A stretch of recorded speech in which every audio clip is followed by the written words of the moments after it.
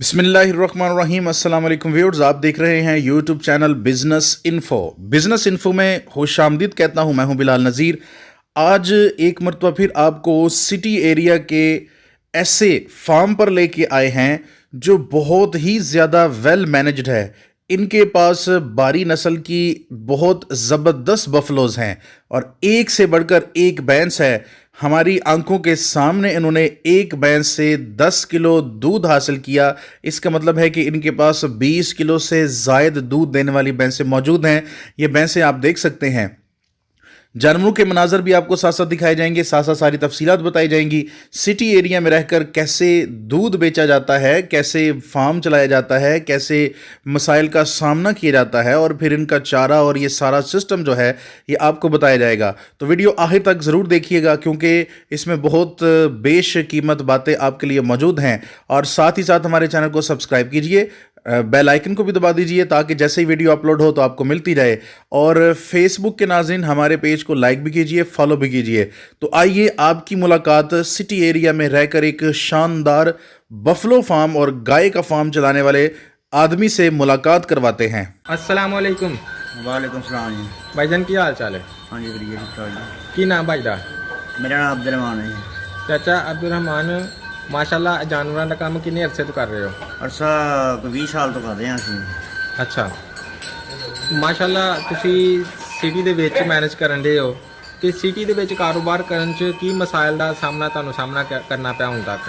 ਮਸਾਇਲ ਇਹ ਕਿ ਸਾਨੂੰ ਜਿਹੜੇ ਨਾ ਬਾਹਰੋਂ ਚਾਰਾ ਵਗੈਰਾ ਖਰੀਦ ਕੇ ਫਿਰ ਅਸੀਂ ਲਿਆ ਕੇ ਤੇ ਇਹਨਾਂ ਨੂੰ ਚਾਰਾ ਵਗੈਰਾ ਪਾਉਂਦੇ ਆ। ਠੀਕ ਹੈ। ਬਾਕੀ ਤੁਹਾਡੇ ਖਿਆਲ 'ਚ ਸ਼ਹਿਰ ਦੇ ਵਿੱਚ ਫਾਰਮ ਨੂੰ ਮੈਨੇਜ ਕਰਨਾ ਆਸਾਨ ਹੈ ਜਾਂ ਪਿੰਡ ਦੇ ਵਿੱਚ? ਨਹੀਂ, ਸ਼ਹਿਰ 'ਚ ਔਖਾ ਹੈ ਮੈਨੇਜ ਕਰਨਾ। ਅੱਛਾ, ਪਿੰਡ ਦੇ ਵਿੱਚ ਆਸਾਨ ਹੈ। ਪਿੰਡ 'ਚ ਆਸਾਨ ਹੈ? ਪਿੰਡ 'ਚ ਆਸਾਨ ਹੈ, ਉੱਥੋਂ ਚਾਰਾ ਵਗੈਰਾ ਇਹ ਉਹ ਸਭ ਕੁਝ ਨਜ਼ਦੀਕ ਤੋਂ ਮਿਲ ਜਾਂਦਾ ਹੈ। ਅੱਛਾ, ਤੇ ਇੱਥੋਂ ਇਹ ਕਿ ਸਾਨੂੰ 5-6 ਕਿਲੋਮੀਟਰ ਦੂਰ ਜਾ ਕੇ ਲਿਆਉਣਾ ਪੈਂਦਾ ਚਾਰਾ। ਠੀਕ ਹੈ। ਇਹ ਮਸਲਾ ਯਾਨੀ ਚਾਰਾ ਤੁਹਾਨੂੰ ਦੂਰੋਂ ਜਾ ਕੇ ਲਿਆਉਣਾ ਪੈਂਦਾ? ਦੂਰ ਜਾ ਕੇ ਲਿਆਉਣਾ ਪੈਂਦਾ। ਇਹਦੇ ਮੱਦੇ ਮੁਕਾਬਲ ਅਗਰ ਦੇਖਿਆ ਜਾਏ ਤੇ ਪਿੰਡ ਦੇ ਵਿੱਚ ਦੁੱਧ ਦਾ ਰੇਟ ਬਹੁਤ ਕਮ ਹੁੰਦਾ ਹੈ ਸ਼ਹਿਰ ਦੀ ਨਿਸਬਤ। ਤੇ ਅਗਰ ਉਸ ਚੀਜ਼ ਨੂੰ ਦੇਖਿਆ ਜਾਏ ਤੇ ਫਿਰ ਕੰਮ ਸ਼ਹਿਰ ਕਰਨਾ ਵਾਰੇ ਸਿਖਾਉਂਦਾ ਹੈ ਜਾਂ ਪਿੰਡ 'ਚ ਕੰਮ ਕਰਨਾ ਵਾਰਾ ਖਾਂਦਾ ਹੈ? ਨਹੀਂ, ਜੇ ਕਾਰੋਬਾਰ ਕਰਨਾ ਹੋਵੇ ਤਾਂ ਫਿਰ ਸ਼ਹਿਰ ਹੀ ਸਹੀ ਹੈ ਕਿਉਂਕਿ ਇੱਥੇ ਸਾਫ ਸੁਥਰਾ ਮਾਹੌਲ ਹੈ, ਸਾਫ ਸੁਥਰਾ ਦੁੱਧ ਦੇਈਦਾ। ਅੱਛਾ, ਕੋਈ ਪਾਣੀ ਵਗੈਰਾ ਇਹ वो ਕੋਈ ਮਿਲਾਵਟ ਕਿਸੇ ਕਿਸਮ ਦੀ ਕੋਈ ਨਹੀਂ ਅਸੀਂ ਕਰਦੇ ਹਾਂ। ਠੀਕ ਹੈ। ਅਰਸਾ 20 ਸਾਲ ਤੋਂ ਕੰਮ ਕਰ ਰਹੇ ਹਾਂ ਔਰ ਬਿਲਕੁਲ ਸਾਫ ਸੁਥਰਾ ਦੁੱਧ ਦੇ ਰਹੇ ਹਾਂ ਅਸੀਂ। ਦੁੱਧ ਵੀ ਆਸਾਨੀ ਨਾਲ ਸੇਲ ਹੋ ਜਾਂਦਾ ਹੈ? ਦੁੱਧ ਆਸਾਨੀ ਨਾਲ ਸੇਲ ਹੋ ਜਾਂਦਾ ਸਾਡਾ, ਕੋਈ ਵਜਨ ਕੇ ਦੁੱਧ ਰੇਟ ਨਹੀਂ। ਇੱਥੇ ਕੀ ਮਿਲ ਜਾਂਦਾ ਹੈ? ਰੇਟ ਸਾਡਾ ਇੱਥੇ ਕੁਝ ਜਿਹੜੇ ਪੁਰਾਣੇ ਗਾਹਕ ਲੱਗੇ ਨੇ ਉਹ 100 ਰੁਪਏ ਲੱਗ ਜਾਂਦੇ ਨੇ, ਕੁਝ ਗਾਹਕ ਜਿਹੜੇ ਨੇ 120 ਰੁਪਏ ਲੱਗ ਜਾਂਦੇ ਨੇ। ਠੀਕ ਹੈ, ਯਾਨੀ 100 ਤੋਂ 120 ਤੱਕ ਤੁਹਾਨੂੰ ਰੇਟ ਮਿਲ ਜਾਂਦਾ ਹੈ? ਤੱਕ ਜਿਹੜੇ ਨੇ ਅਸੀਂ ਸੇਲ ਕਰਦੇ ਹਾਂ ਦੁੱਧ। ਠੀਕ ਹੈ। ਇਹ ਤੁਸੀਂ ਮਾਸ਼ਾਅੱਲਾ ਕਿੰਨੇ ਜਾਨਵਰ ਰੱਖੇ ਨੇ ਇਸ ਜਗ੍ਹਾ ਤੇ? ਇਸ ਵੇਲੇ ਕੋਈ ਛੋਟੇ ਮੋਟੇ ਕੋਈ 40 ਦੇ ਕਰੀਬ ਜਾਨਵਰ ਨੇ। ਤੇ ਇਹ ਕਿੰਨੀ ਜਗ੍ਹਾ 'ਚ ਇਹਨਾਂ ਨੂੰ ਤੁਸੀਂ ਮੈਨੇਜ ਕਰ ਰਹੇ ਹੋ? ਇਹ 10 ਬੰਦੇ ਦੇ ਵਿੱਚ 10 ਮਰਲੇ ਤੁਸੀਂ ਮੈਨੇਜ ਕਰ ਰਹੇ ਹੋ ਤੇ ਕਿਆ 24 ਘੰਟੇ ਇਹ ਜਾਨਵਰ ਇੱਥੇ ਰਹਿੰਦੇ ਨੇ ਜਾਂ ਇਹਨਾਂ ਦਾ ਵਾੜਾ ਵੀ ਚੇਂਜ ਕਰਦੇ ਹੋ? 24 ਘੰਟੇ ਇਸੇ ਜਗ੍ਹਾ 'ਤੇ ਰਹਿੰਦੇ ਨੇ। ਅੱਛਾ, ਅਸੀਂ ਇਹਨਾਂ ਦੀ 3 ਟਾਈਮ ਸਫਾਈ ਕਰ ਦਿੰਦੇ ਹਾਂ। ਠੀਕ ਹੈ। 3 ਟਾਈਮ ਸਫਾਈ ਕਰਕੇ ਬਾਕੀ ਚਾਰਾ ਵਗੈਰਾ ਇਹ ਬਣਾ ਪਾ ਰਹੀ ਹੈ। ਸਫਾਈ ਵਗੈਰਾ ਤੁਸੀਂ ਇਹਨਾਂ ਦੀ ਕਿਸ ਤਰ੍ਹਾਂ ਮੈਨੇਜ ਕਰਦੇ ਹੋ? ਇਹ ਥੋੜੀ ਜਗ੍ਹਾ 'ਚ ਤੁਸੀਂ ਥੱਲੇ ਪੱਕੀ ਜਗ੍ਹਾ ਬਣਾਈਏ ਤੇ ਪੱਕੀ ਜਗ੍ਹਾ 'ਚ ਜਾਨਵਰਾਂ ਨੂੰ ਕੋਈ ਮਸਾਇਲ ਦਾ ਸਾਹਮਣਾ ਤਾਂ ਨਹੀਂ ਕਰਨਾ? ਮਸਾਇਲ ਦਾ ਸਾਹਮਣਾ ਹੈ ਜਿਹੜੇ ਜਿਹੜੇ ਜਾਨਵਰ ਦਿਖਣ ਦੇ ਨਾ ਹਾਂ, ਉਹਨਾਂ ਨੂੰ ਕੋਈ ਮਸਲਾ ਨਹੀਂ। ਅੱਛਾ, ਜਿਹੜਾ ਕੋਈ ਨਵਾਂ ਜਾਨਵਰ ਲਿਆਉਂਦੇ ਆ ਉਹਦੇ ਵਾਸਤੇ ਉਹਦਾ ਮਸਲਾ ਹੁੰਦਾ ਹੈ, ਉਹਨੂੰ ਅਸੀਂ ਇੱਟਾਂ ਤੋਂ ਬੰਨ ਦਿੰਦੇ ਹਾਂ। ਅੱਛਾ, ਫਰਸ਼ ਵਗੈਰਾ ਦੇ ਨਹੀਂ ਬਣਦੇ ਤੇ ਫਿਰ ਆਹਿਸਤਾ ਆਹਿਸਤਾ ਸੈੱਟ ਹੋ ਜਾਂਦਾ? ਆਸਤਾ ਆਸਤਾ ਫਿਰ ਜਾਨਵਰ ਜਿਹੜਾ ਨਾ ਆਪਣਾ ਜਗ੍ਹਾ ਸੈੱਟ ਕਰ ਦਿੰਦਾ। ਠੀਕ ਹੈ। ਤੇ ਤੁਹਾਡੇ ਕੋਲ ਇਸ ਟਾਈਮ ਮੱਝਾਂ ਕਿੰਨੀਆਂ ਬੱਝੀ ਦੀਆਂ ਨੇ ਤੇ ਗਾਈਆਂ ਕਿੰਨੀਆਂ ਨੇ? ਮੱਝਾਂ ਹੈ ਨੇ ਕੋਈ 17-18 ਦੇ ਕਰੀਬ ਤੇ ਗਾਈਆਂ ਕੋਈ 8 ਦੇ ਕਰੀਬ। ਕਿੰਨਾ ਬਾਕੀ ਛੋਟੇ ਜਾਨਵਰ ਨੇ। ਕਿੰਨਾ ਕੁ ਇਹਨਾਂ ਵਾਸਤੇ ਚਾਰਾ ਤੁਸੀਂ ਖਰੀਦਦੇ ਹੋ? ਚਾਰਾ ਤਕਰੀਬਨ ਇਹਨਾਂ ਵਾਸਤੇ ਹੋ ਜਾਂਦਾ ਕੋਈ 30 ਤੋਂ 35 ਮਣ। ਅੱਛਾ, 30 ਤੋਂ 35 ਮਣ ਚਾਰਾ ਤੁਸੀਂ ਇਹਨਾਂ ਵਾਸਤੇ ਖਰੀਦਦੇ ਹੋ ਰੋਜ਼ਾਨਾ ਦੀ ਬੁਨਿਆਦ ਤੇ? ਰੋਜ਼ਾਨਾ ਦੀ ਬਣਿਆ ਨਹੀਂ, ਜਿਹੜਾ ਮਤਲਬ ਕਿੱਲਿਆਂ 'ਚ ਜਾਂ ਕਨਾਲਾਂ 'ਚ ਗੱਲ ਕੀਤੀ ਜਾਏ ਤੇ ਕਿੰਨੇ ਕਿੱਲੇ ਚਾਰਾ ਇੱਕ ਸੀਜ਼ਨ ਦਾ ਚੱਲ ਜਾਂਦਾ ਹੈ? ਤਕਰੀਬਨ ਕੋਈ ਇੱਕ ਸੀਜ਼ਨ ਦਾ ਕੋਈ ਜਿਹੜਾ 12 ਦਿਨ ਚਾਰਾ ਕੋਈ 8 ਏਕੜ ਦੇ ਕਰੀਬ ਜਿਹੜਾ 8 ਤੋਂ 10 ਏਕੜ ਦੇ ਕਰੀਬ ਜਿਹੜਾ ਚਾਰਾ ਇਸਤੇਮਾਲ ਕਰ ਜਾਂਦੇ ਆ। ਤੇ ਤੂੜੀ ਕਿੰਨੀ ਕੁ ਲੱਗ ਜਾਂਦੀ ਹੈ? ਤੂੜੀ ਤਕਰੀਬਨ ਕੋਈ ਕਹਿ ਲਓ ਕਿ 100 ਮਣ ਦੇ ਕਰੀਬ ਇੱਕ ਮਹੀਨੇ ਦੀ। ਇੱਕ ਮਹੀਨੇ ਦੀ 100 ਮਣ ਤੂੜੀ ਖਰਚ ਹੋ ਜਾਂਦੀ ਹੈ ਤੇ 12 ਮਹੀਨਿਆਂ 'ਚ ਫਿਰ 1200 ਮਣ 1200 ਮਣ ਤਕਰੀਬਨ ਅਸੀਂ ਲੈ ਜਾਂਦੇ ਤੂੜੀ ਖਰਚ ਕਰ ਦਿੰਦੇ ਹੋ। ਅੱਜ ਕੱਲ੍ਹ ਤੁਸੀਂ ਇਹਨਾਂ ਜਾਨਵਰਾਂ ਨੂੰ ਕੀ ਵੰਡਾ ਖਿਲਾ ਰਹੇ ਹੋ ਸਰਦੀਆਂ ਦੇ ਵਿੱਚ? ਸਰਦੀਆਂ 'ਚ ਵੰਡਾ ਇਹਨੂੰ ਖਿਲਾ ਰਹੇ ਹਾਂ ਵੜੇਵੇਂ ਦੀ ਖਾਲ ਠੀਕ ਤੇ ਬਾਕੀ ਉਹ ਬੇਕਰੀ ਵਗੈਰਾ ਯੂਜ਼ ਕਰਨੇ ਆ ਠੀਕ ਹੈ ਔਰ ਮਸਲਾਂ ਦੀ ਫੂਡ ਵੀ ਯੂਜ਼ ਕਰ ਜਾਂਦੇ ਆ ਠੀਕ ਹੈ ਬਾਕੀ ਕੋੜੀ ਖਾਲ ਸੁੱਕੀਆਂ ਰੋਟੀਆਂ ਵੀ ਸੁੱਕੀਆਂ ਰੋਟੀਆਂ ਤੇ ਨਹੀਂ ਮਿਲਦੀਆਂ ਅੱਛਾ ਠੀਕ ਹੈ ਇਹ ਚੀਜ਼ਾਂ ਤੁਸੀਂ ਯੂਜ਼ ਕਰਦੇ ਹੋ ਇਹ ਅਸੀਂ ਯੂਜ਼ ਕਰਨੇ ਆ ਇਹਨਾਂ ਨੂੰ ਤੇ ਦੁੱਧ ਵਾਲੇ ਜਾਨਵਰਾਂ ਨੂੰ ਸਿਰਫ ਵੰਡਾ ਖਿਲਾਉਂਦੇ ਹੋ ਜਾਂ ਬਗੈਰ ਦੁੱਧ ਵਾਲਿਆਂ ਨੂੰ ਖਿਲਾਉਂਦੇ ਹੋ? ਬਗੈਰ ਸਾਰੇ ਇੱਕ ਰੂਟੀਨ ਨਾਲ ਖਾਈਦਾ ਸਾਰਿਆਂ ਨੂੰ ਇੱਕੋ ਜਿਹਾ ਹੀ? ਜਿਹੜੇ ਦੁੱਧ ਘੱਟ ਦਿੰਦੇ ਨੇ ਉਹਨਾਂ ਨੂੰ ਵੀ ਇੱਕ ਰੂਟੀਨ ਨਾਲ ਜਿਹੜੇ ਜ਼ਿਆਦਾ ਦਿੰਦੇ ਨੇ ਉਹਨਾਂ ਨੂੰ ਵੀ ਉਸੇ ਰੂਟੀਨ ਦੇ ਨਾਲ ਚਾਰਾ ਇੱਕ ਜੈਸਾ ਜਿਹੜਾ ਨਾ ਠੀਕ ਹੈ 12 ਮਹੀਨੇ ਇੱਕ ਜੈਸਾ ਅਸੀਂ ਚਾਰਾ ਪਾਣਾ ਹੁੰਦਾ ਕਿੰਨਾ ਕੁ ਇੱਕ ਹੀ ਜਾਨਵਰ ਦੇ ਹਿੱਸੇ 'ਚ ਆ ਜਾਂਦਾ ਹੈ ਤਕਰੀਬਨ ਕੋਈ 5 ਕਿਲੋ ਆ ਜਾਂਦਾ ਹੈ ਇੱਕ ਜਾਨਵਰ ਦਾ ਵੰਡਾ ਇਸ 5 ਕਿਲੋ ਵੰਡਾ 5 ਕਿਲੋ ਵੰਡਾ ਤੇ ਮੁੱਲ ਦੇ ਚਾਰਾ ਖਵਾ ਕੇ ਇੰਨਾ ਮਹਿੰਗਾ ਕਿਆ ਇਹ ਕੰਮ ਵਾਰਾ ਖਾ ਜਾਂਦਾ ਹੈ? ਅੱਛੇ ਤਰੀਕੇ ਨਾਲ ਜੇ ਇਹਨਾਂ ਦੀ ਸੇਵਾ ਕੀਤੀ ਜਾਏ ਤਾਂ ਫਿਰ ਠੀਕ ਹੈ ਤੇ ਜੇ ਇਹਨਾਂ ਨੂੰ ਨਾ ਪਾਇਆ ਜਾਏ ਤਾਂ ਫਿਰ ਇਹਨਾਂ ਕੋਲ ਕੀ ਲੈਣਾ ਹੈ ਠੀਕ ਹੈ ਅੱਛਾ ਮੈਂ ਦੇਖਿਆ ਕਿ ਤੁਹਾਡੀਆਂ ਮੱਝਾਂ ਵੱਧ ਤੋਂ ਵੱਧ ਨਸਲੀ ਨੇ ਮੇਰੀ ਅਕਲ ਦੇ ਮੁਤਾਬਕ ਤੁਹਾਡੀਆਂ ਮੱਝਾਂ ਇੰਤਹਾਈ ਅੱਛੀ ਮੱਝਾਂ ਦੀ ਖਸੂਸੀਅਤ ਦੀਆਂ ਹਾਮਲ ਨੇ ਕਿਉਂਕਿ ਇਹਨਾਂ ਦੇ ਪਿੱਛੇ ਵੀ ਚੌੜੇ ਨੇ ਅੱਗੋਂ ਪਤਲੀਆਂ ਨੇ ਥਣ ਬਰਾਬਰ ਨੇ ਬਰਾਬਰ ਫਾਸਲੇ ਨੇ ਤੇ ਪੂਛਲਾਂ ਲੰਮੀਆਂ ਇਹ ਮੱਝਾਂ ਰੱਖਣੀਆਂ ਫਾਰੇ 'ਚ ਕੰਦੀਆਂ ਨੇ ਕਿਉਂਕਿ ਮਹਿੰਗੀਆਂ ਨੇ ਤੇ ਜਾਂ ਉਹਦੀਆਂ ਸਸਤੀਆਂ ਡਿੰਗੀਆਂ ਫੜੰਗੀਆਂ ਸਸਤ ਹੁੰਦੀਆਂ ਨੇ ਉਹ ਡੇਂਗੀਆਂ ਵਾਰਾ ਖਾਂਦੀਆਂ। ਫੜੀਆਂ ਮੱਝਾਂ ਜਿਹੜੀਆਂ ਉਹ ਨਹੀਂ ਵਾਰੇ ਦੇ ਵਿੱਚ ਇੱਥੇ ਉਹ ਕਿਉਂ ਉਹ ਸਸਤੀਆਂ ਨਹੀਂ ਮਿਲਦੀਆਂ ਉਹ ਸਸਤੀਆਂ ਨਹੀਂ ਸਸਤੀਆਂ ਮਿਲ ਜਾਂਦੀਆਂ ਨੇ ਹੂੰ। ਪਰ ਦੁੱਧ ਦੀ ਮਿਕਦਾਰ ਉਹਨਾਂ ਦੀ ਘੱਟ ਹੈ ਅੱਛਾ ਇਹ 12 ਤੋਂ 13 ਕਿਲੋ 14 ਕਿਲੋ 10 ਕਿਲੋ ਐਨੀ ਐਵਰੇਜ ਜਿਹੜੀ ਡੇਲੀ ਦੀ ਸੀ ਇਹਨਾਂ ਕੋਲੋਂ ਲੈ ਰਹੇ ਹੋ ਹਾਂ ਤੇ ਗਾਈਆਂ ਕੋਲੋਂ ਅਸੀਂ 12 ਕਿਲੋ 14 ਕਿਲੋ 15 ਕਿਲੋ 16 ਕਿਲੋ ਤੱਕ ਗਾਈਆਂ ਜਿਹੜੀ ਤੁਹਾਡੀ ਮੱਝਾਂ ਨੇ ਜਦੋਂ ਤਾਜ਼ੀਆਂ ਹੁੰਦੀਆਂ ਨੇ ਮਾਸ਼ਾਅੱਲਾ ਵੰਡਾ ਵੀ ਤੁਸੀਂ ਅੱਛਾ ਪਾ ਰਹੇ ਹੋ ਖੁਰਾਕ ਵੀ ਅੱਛੀ ਪਾ ਰਹੇ ਹੋ ਜ਼ਿਆਦਾ ਤੋਂ ਜ਼ਿਆਦਾ ਇੱਕ ਮੱਝ ਜਿਹੜੀ ਉਹ ਕਿੰਨਾ ਦੁੱਧ ਦੇ ਜ਼ਿਆਦਾ ਤੋਂ ਜ਼ਿਆਦਾ ਜਿਹੜੀ ਇਹਨਾਂ 14 15 ਕਿਲੋ ਜਿਹੜੀ ਹੈ ਨਾ ਅੱਛੀ ਨਸਲ ਦੀ ਮੱਝ ਜਿਹੜੀ ਹੈ ਨਾ ਕਰ ਜਾਂਦੀ ਹੈ ਉਹ ਕਰ ਜਾਂਦੀ ਕਦੀ 20 ਕਿਲੋ ਤੇ ਵੀ ਗਈ 20 ਕਿਲੋ ਤੇ ਬਹੁਤ ਘੱਟ ਜਾਂਦੀਆਂ ਹੈ ਨਾ ਉਹ ਕੋਈ ਕੋਈ ਨਸਲੀ ਮੱਝ ਆ ਜਾਏ ਤੇ ਉਹਦੇ ਚ ਉਹ 20 ਕਿਲੋ ਤੱਕ ਜਾਏਗੀ ਨਹੀਂ ਤੇ ਬਾਕੀ ਜਿਹੜੀ ਹੈ ਨਾ ਆਮ ਪਤਾ 12 ਕਿਲੋ 13 ਕਿਲੋ 14 ਕਿਲੋ ਐਨੀ ਜਿਹੜੀ ਹੈ ਨਾ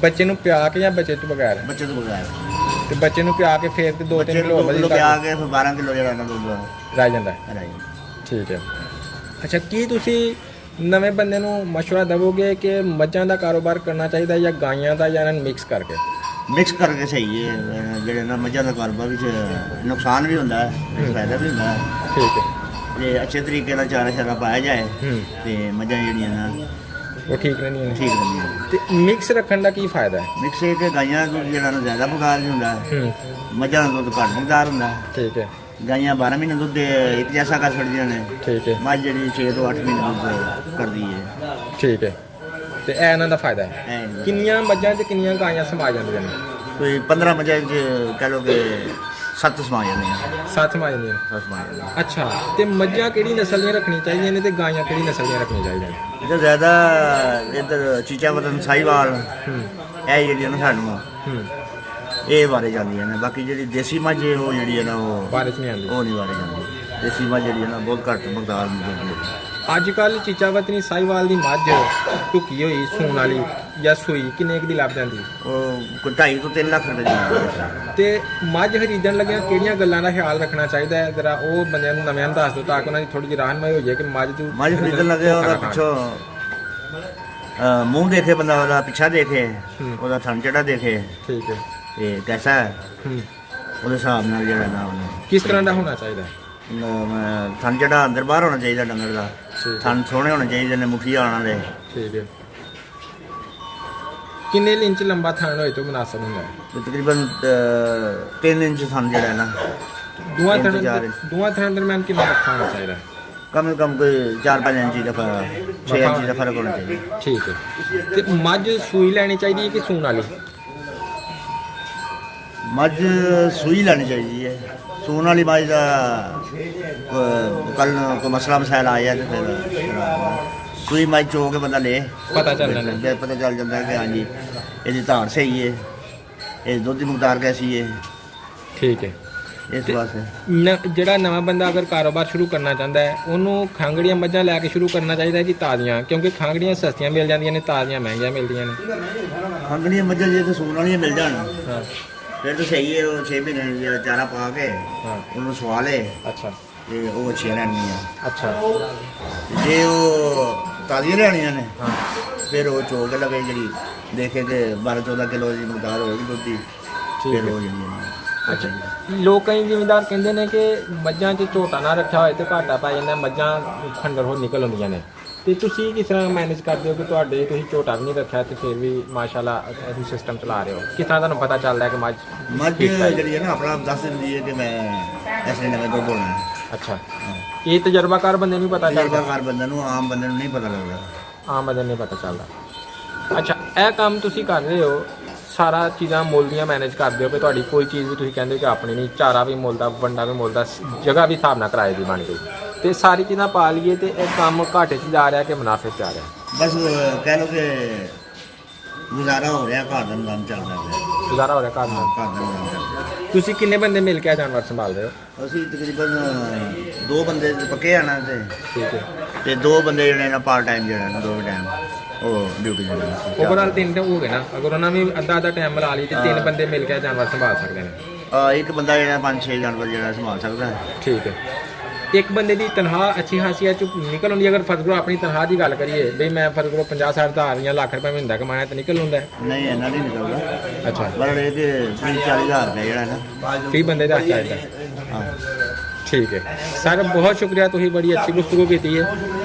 ਅਸੀਂ ਤੁਹਾਡੇ ਬੜੇ ਸ਼ੁਕਰਗੁਜ਼ਾਰ ਹਾਂ। ਆਖਰੀ ਮੈਸੇਜ ਦੇ ਤੌਰ ਤੇ ਤੁਸੀਂ ਕੀ ਪੈਗਾਮ ਦੇਣਾ ਚਾਹੋਗੇ ਨਾਲ? ਜਾਣਾ ਕਰਾਉਣਾ ਨੇ ਜਲਦੀ। ਇਹ ਆਖਰੀ ਪਿਆਰ ਮੇਰੀ ਕਿ ਅੱਛੇ ਤਰੀਕੇ ਨਾਲ ਇਹਨਾਂ ਨੂੰ ਮੈਨੇਜ ਕੀਤਾ ਜਾਏ, ਅੱਛੇ ਤਰੀਕੇ ਨਾਲ ਚਾਰਾ ਪਾਇਆ ਜਾਏ, ਅੱਛੇ ਤਰੀਕੇ ਨਾਲ ਇਹਨਾਂ ਨੂੰ ਸੰਭਾਲਿਆ ਜਾਏ ਠੀਕ ਹੈ। ਤੇ ਫਿਰ ਠੀਕ ਹੈ। ਜੇ ਇਹਨਾਂ ਨੂੰ ਬੰਨ੍ਹ ਕੇ ਚਾਰਾ ਵੀ ਨਹੀਂ ਪਾਉਣਾ ਤੇ ਠੀਕ ਹੈ।